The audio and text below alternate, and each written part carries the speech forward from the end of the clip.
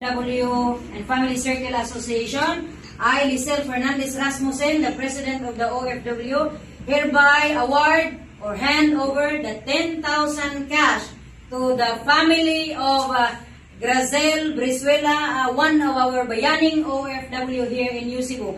And thank you sa Serbisyong Totoo, the Provincial Office, and our Provincial Governor Lala Talinio Mendoza sa imuhang kinasing-kasing nga paghatag o pagtubag sa mong hangyo alang sa itong mga bayaning OFW.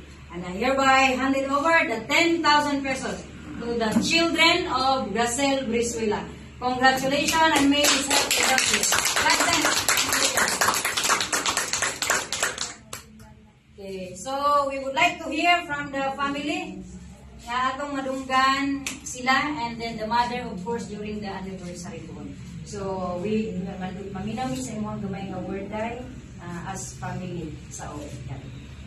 Magpasalamat ko sa ibang especially kay wala din mo wala sa TO kay Bob Lala nga makatulog para sa mga salamat. Sa feeling dahil.